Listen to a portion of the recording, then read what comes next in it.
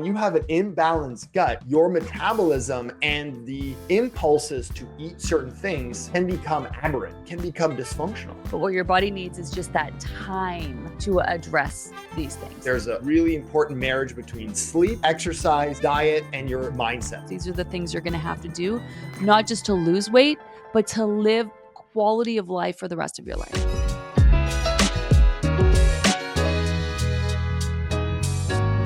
Before we continue, be sure to subscribe to the channel and hit the bell to get notified about our latest videos. Why are you having such a hard time losing weight? That's the very real conversation that we're going to have today. And here to have that conversation is the perfect guest, Dr. Paul Hrkal. Hello, good morning. Whenever I've spoken to anyone who is just so frustrated with the scale and they're like, I'm doing all the things, I'm eating the stuff, I'm drinking the water. It's never that. It's never that. It's never the things they name. To me, it's always something else that they have going on that's preventing them from showing up in the way that they want, or something deeper health-wise. It's never the food. It's never the food when they're following the program. What's your experience been? Of course, we're going to talk inflammation, food sensitivities, gut issues, hormones. Yeah. But in general, what's the main factor when people come to see you, why they're not losing weight?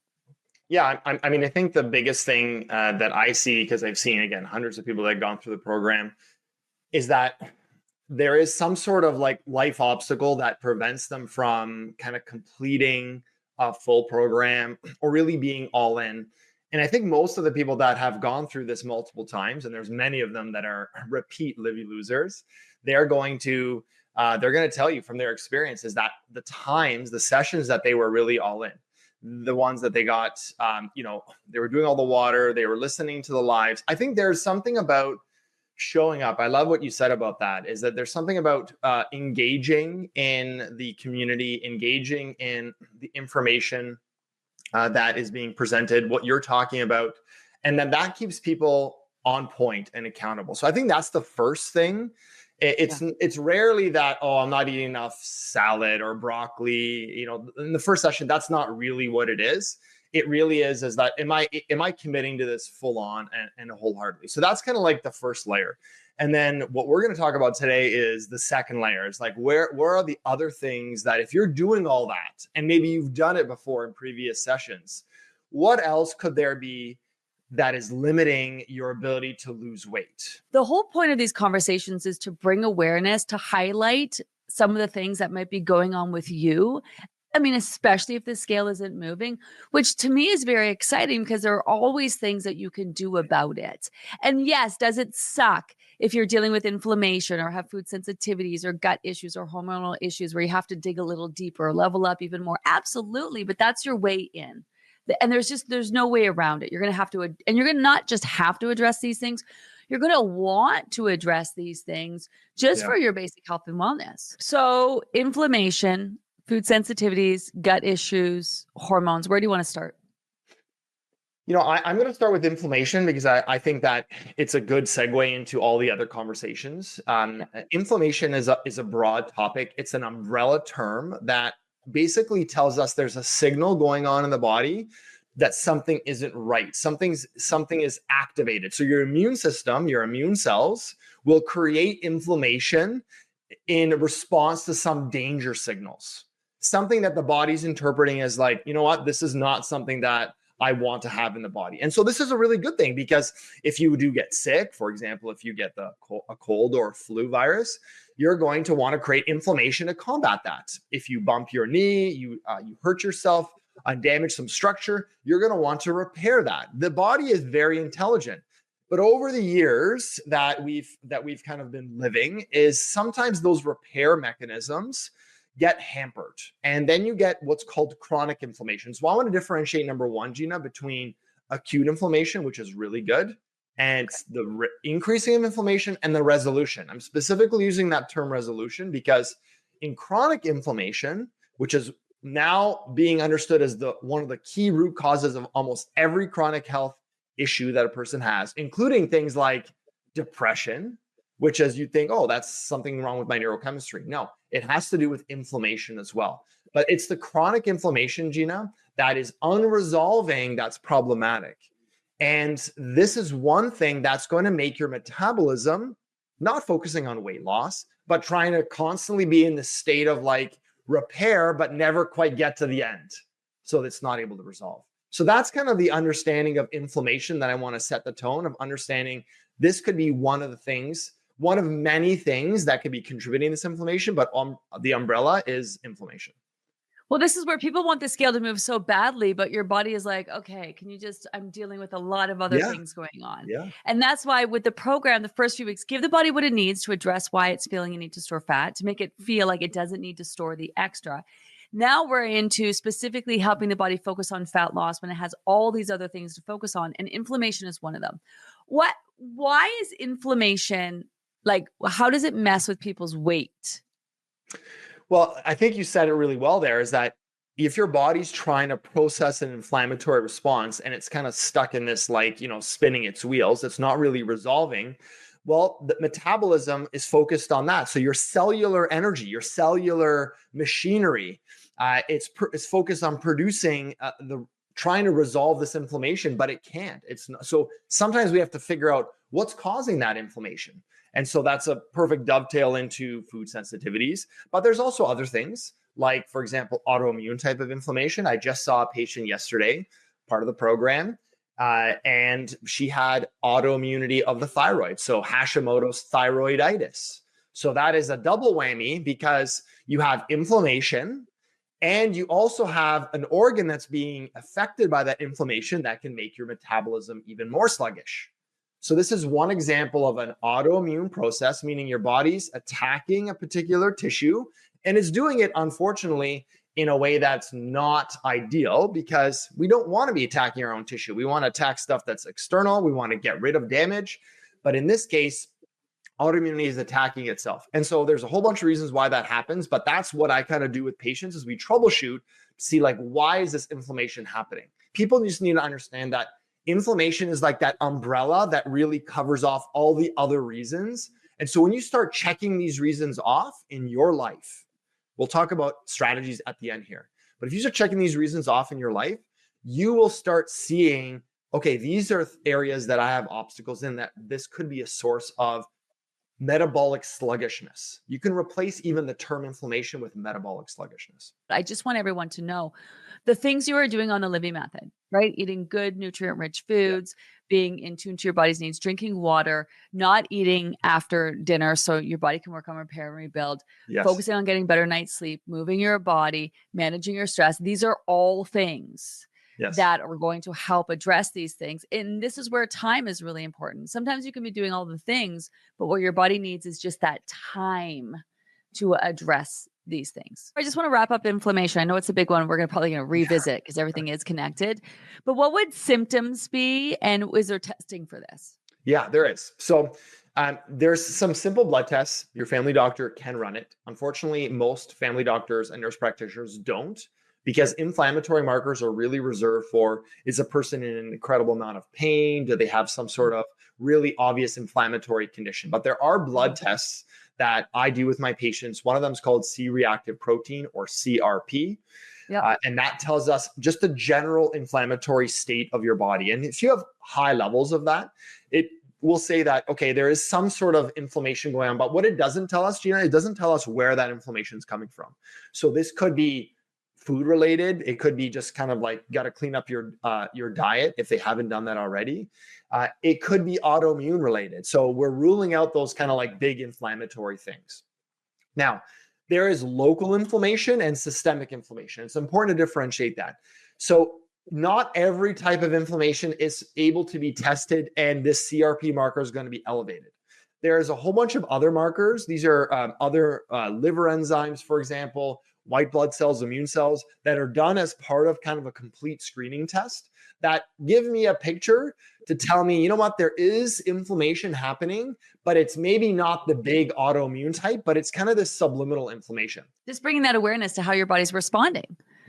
And like really going into that, to just have it, really recognize how your body's responding to it. I think some people don't correlate though that they had something on Sunday and they still might not be feeling great Thursday, Friday. They think I Yeah. get over it the next day. And this is where I want to run into food sensitivities because whenever we talk about this, I talk about there's a difference between food sensitivities and allergies, Allergies and right? Yeah, intolerances. Yeah, there's three and different categories.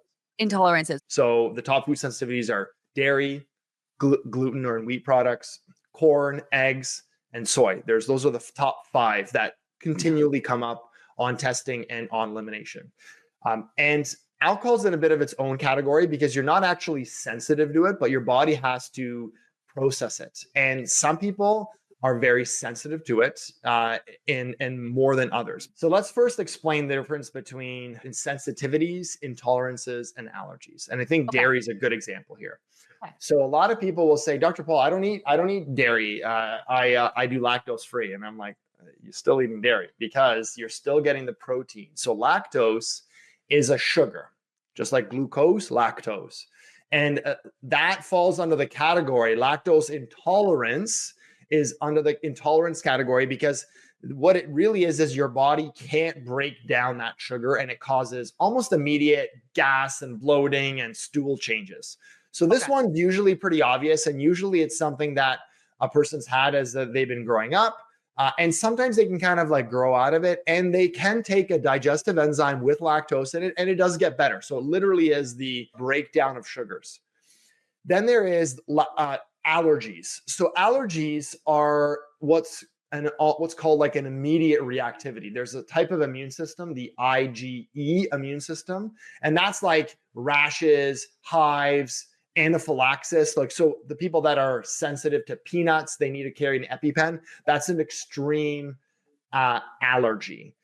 Now, these, you can be sensitive to lots of different foods, but they're usually uncommon and they're usually pretty immediate. Like, I eat a nectarine and my tongue starts to feel fuzzy. Those are the types of like reactions. And then so far people understand the first two. But then there's a third one, and this is probably the biggest category, and it's the hardest one to figure out. These are called sensitivities, and there's an IgG immune system and an IgA immune system. Now, these immune systems, Gina, they are slower onset. And this is why when you eat corn, you get a reaction days after, but not minutes after. Yeah. Because there's a slower onset. So when you eat that corn, your body sees that protein, it goes down to your gut, and it starts creating a low-grade immune response. And once it gets absorbed in your bloodstream, your immune cells start saying, alert, alert, this is something we don't want to have in here. And they start creating an immune response.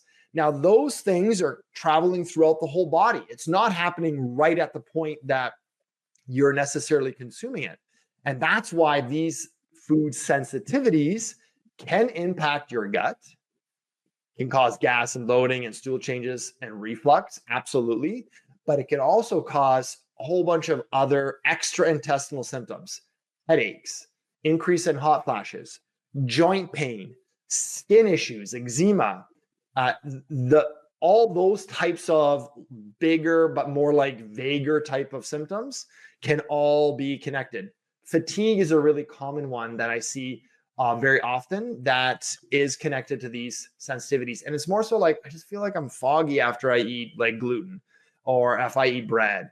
And so this is a slower onset. Now that you've had an opportunity to feel good, Yes. you're more sensitive to eating things that make you feel like crap. So keeping a journal and tracking these things is really helpful. I love it. And I love this conversation. So, I mean, we have this conversation every time. It just gets better and better and better and better. Before we continue, be sure to subscribe to the channel and hit the bell to get notified about our latest videos. We are continuing the conversation with my guest, Dr. Paul Hrkal. Yesterday, we talked inflammation, food sensitivities.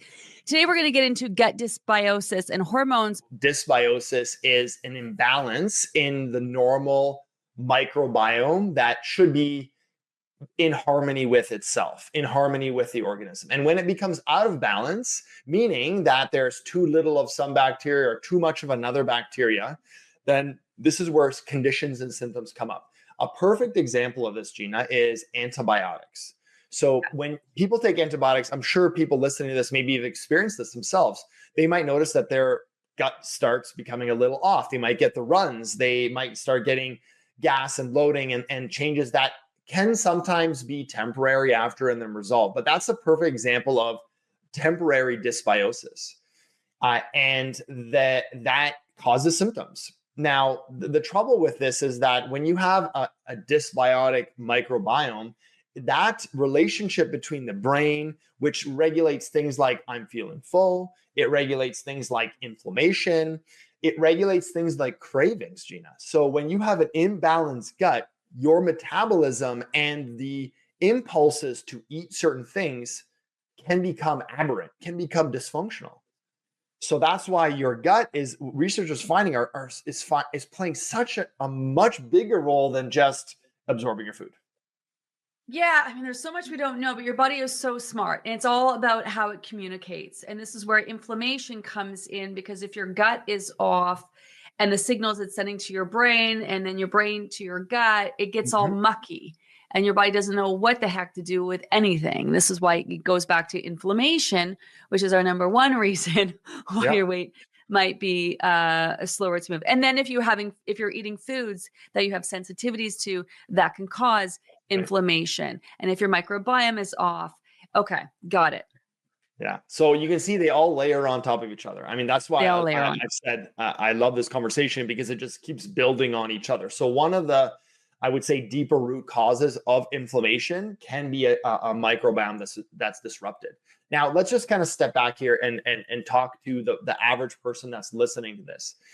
If a person has no digestive issues and they're going through the program and they may have not be losing the weight as fast as they want, I don't want people thinking, oh, all my gut must be off. There are certain signs and symptoms that might point us towards that our gut is imbalanced. And that usually is chronic digestive issues. That's the most common one. We talked about food sensitivities yesterday, Gina, having symptoms that are gut related, but then over half of them can actually be outside of the intestinal tract. But with dysbiosis, that usually starts in the gut, and there are almost always some sort of gut issues happening. And so this could be constipation, this could be chronic diarrhea. Mind you, hopefully they reduce the magnesium to see if that's doing it, because sometimes that's an issue. But gas, bloating, cramping, pain, these are all possible signs of dysbiosis. Another sign is that if you take a probiotic or if you take a fiber or you eat higher fiber foods, they actually make you feel worse, Yes. because that bacteria that's dysbiotic is going to start fermenting that stuff. So that's like a key red flag. Okay, you know what? I need to go and work with a naturopathic doctor to try to figure this thing out. Yeah. Sometimes people have taken lots of antibiotics in the past, and that might have changed your microbiome. Okay, let's just recap that then. How do you know when it's my weight isn't moving? And this is where a lot of people will say, I'm doing all the things, I'm eating this and I'm drinking the water, I'm exercising. I'm like, have you taken the supplements? Added any supplement? No, I don't think I need them. And I'm like, Yeah. okay. But how do you know where it's just my weight isn't moving? I mean, that's where you're also not seeing non-scale victories. How do you know whether it's my weight isn't moving issue, or I need to make an appointment with a doctor because I got something more going on? Well, I think that the best way to summarize all this is, first of all, use that diary, use that journal, use that diary that and Mm. take stock of the symptoms that you have. And really, if you go kind of like system by system, like my energy, my sleep, my digestive system, if you've put a check mark as it being okay in each one of those systems, I don't want to leave people with the impression they should start go looking for problems in areas that they don't necessarily have. So Yeah. that's important. So so really, first step for everyone in terms of action items is look at what your obstacles really are. And if those obstacles are, I always am craving things at times, that could be your microbiome that is being fueled by the little bits and bytes that are being put in. So that is one thought. What is your issue? Is it I don't sleep well? Is it that I have a tremendous amount of external stress? Then it's going to be a perfect segue into the conversation around hormones we're going to have next. Do I have an issue with trying to move my body in the way that I want? Like, if you've lost 20 pounds and you have 20 more pounds to lose and you've hit a threshold. So the first session on the Livy program got you down 20 pounds and it was easy. Now you're stuck. what else can you do to level up to get you through this to get you to this next plateau? And sometimes that is, you know what, my back is really off and I can't move. So all I'm doing is just doing my activities of daily living. Well, maybe that's the area that you need to focus on. So many people think we're just dealing with like hormone conversation is menopause specific, right? I would have so many women come in, I have hormonal issues. Can I lose weight? I'm like, well, first of all, like what kind of hormones are we talking about there? So many involved: insulin, cortisol, hunger hormones. Insulin resistance is a real thing. So do we start there? I think that one's a pretty straightforward one, because you can actually easily test for insulin resistance. Basically, your body's receptors for insulin, Gina, are no longer as sensitive to the signal of insulin that's produced by your pancreas to absorb sugars, to absorb the fuel that your body needs. So there's something called the GLUT1, which is the receptor that insulin works on. But there's also this other receptor called GLUT4, and these receptors are independent of insulin, and they have a lot to do with exercise. When you exercise, you open up the back door and all the sugar runs in. So this is why I really believe there's a really important marriage between sleep, exercise, diet, and your mindset. There's like these 4 pillars that are really, really foundational, and they all help each other, by the way. So it's not like, okay, now I've got the diet.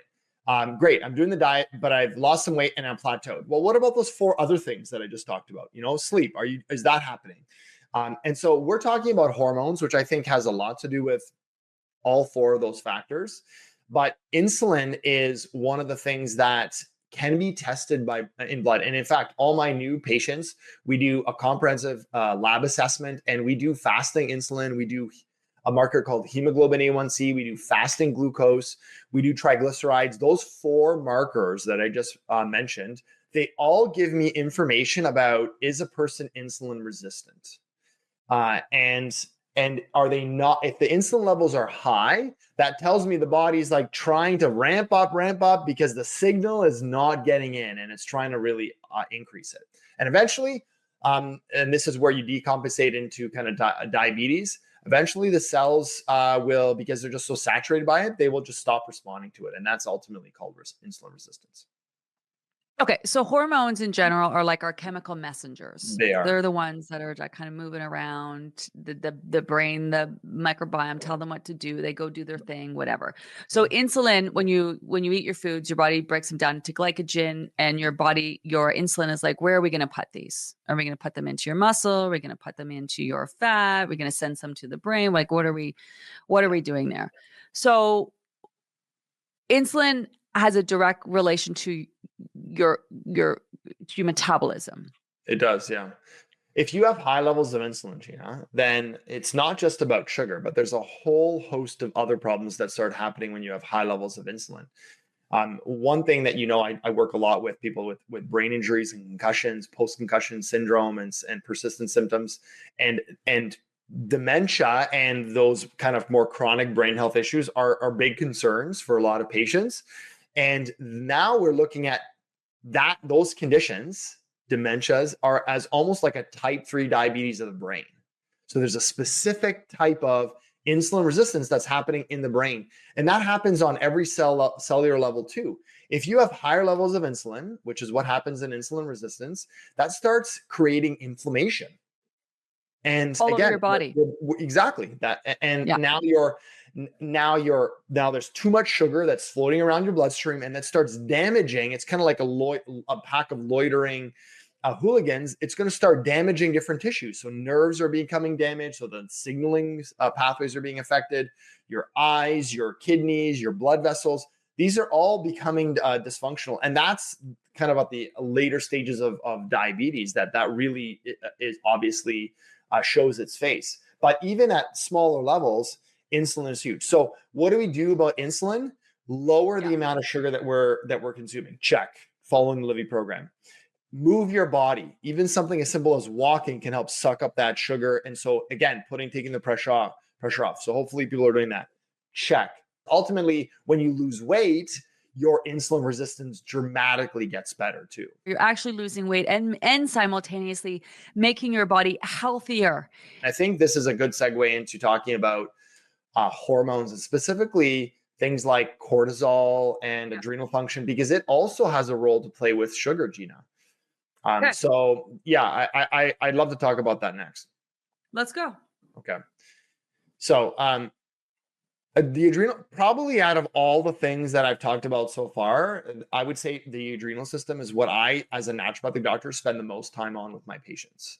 And it's probably the area that, in my experience, is the most misunderstood from a conventional medicine perspective. And it's applicable to absolutely everybody because it is ultimately the system that helps us cope with stress. And stress, I'm using in the kind of big term perspective. So stress could be my diet is poor. My stress could be sleep is not great. Stress could be a psychological stress, which is what a lot of people interpret stress as. Now, the body has this really, again, incredible way of regulating and creating homeostasis. So if we are putting more stress on us, the body is right away adapting. And this system is called the adrenal system. The adrenal glands sit above the kidneys and they produce a couple key hormones. The main one that most people have heard about is called cortisol. I briefly mentioned it yesterday.